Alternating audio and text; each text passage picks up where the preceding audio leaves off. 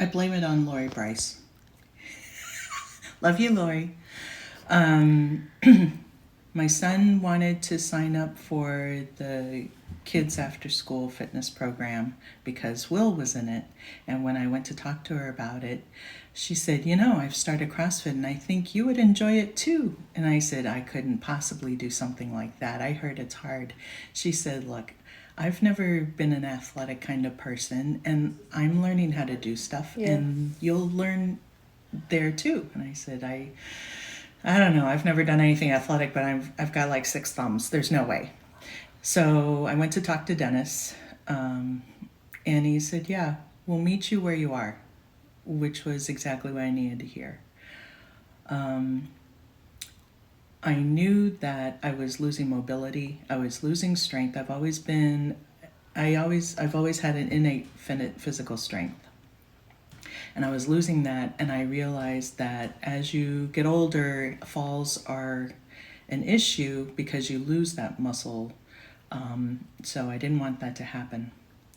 Also, about the time I turned 50, my mom and I both had been diagnosed with a circulatory issue. Hers was a more advanced case, and I saw where my life would be headed if I didn't take care of that. So I decided I would do everything in my power to keep that at bay. It's a chronic thing, and if you ignore it, it's life-threatening, but it's not something that will impede daily life if you stay on top of things. So this is part of I'm gonna live as long as I can in good health. I'm not a martyr. I love me some baked goods, but it's all about balance, right? So that's how I got into CrossFit. And the day I went in to sign up my son for that after school program, and I saw that it was in the morning, probably a 9:30 class, and there were 3 women, and I know Nay was one of them. And I said, look at these women. They were just doing, the back and forth across the gym warm up.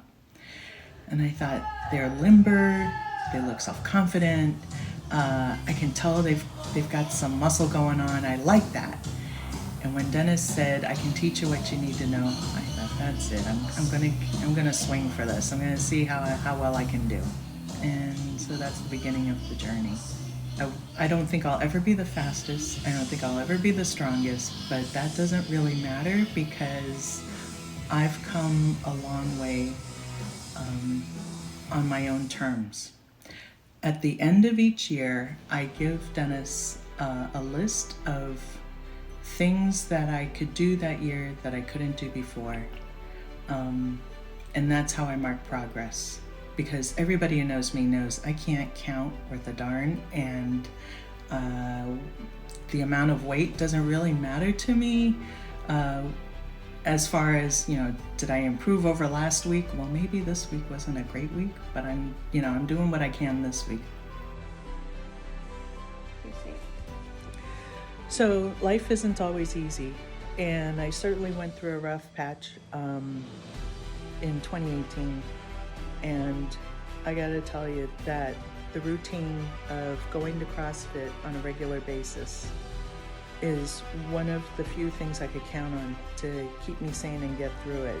Like that old saying, I don't know who to attribute it to, but the only way through it is through it, or the only way over it is through it. And I said as much to Dennis, and he nodded his head wisely and said, yes, absolutely. So thank you, Dennis, for that. And I'll never forget your words. Remember why you're here. That's what got me through.